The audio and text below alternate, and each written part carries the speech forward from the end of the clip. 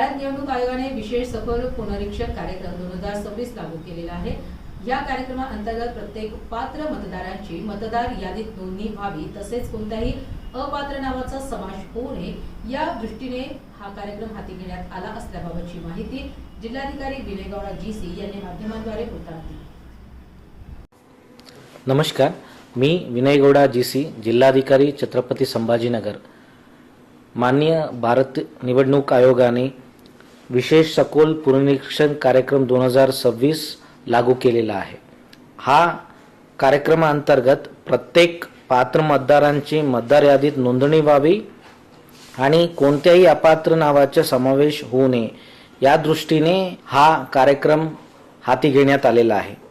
सदरील कार्यक्रमाअंतर्गत BLO म्हणजे booth level officer प्रत्येक घरी 30 जून 2026 पासून 29 जुलै 2026 पर्यंत व्हिजिट करणार आहे।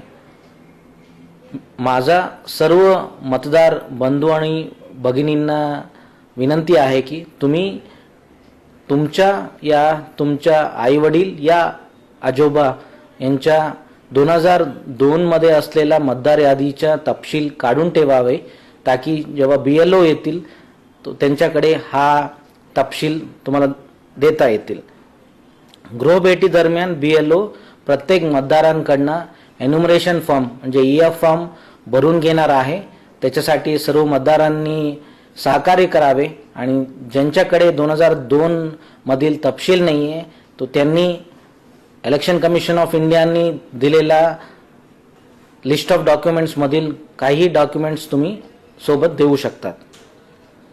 अधिक माहितीसाठी जिल्हाधिकारी कार्यालयाच्या वेबसाईट तथा इलेक्शन कमिशनच्या वेबसाईट तुम्ही जाऊन अधिक माहिती घेऊ शकतात। सर्व मतदारांना विनंती आहे की BLO यांना पूर्ण सहकार्य करावे, ताकी आपला पूर्ण कार्यक्रम सुरळीतपणे पार पडेल आणि आपला प्रत्येक पात्र मतदार यादीत समाविष्ट राहील।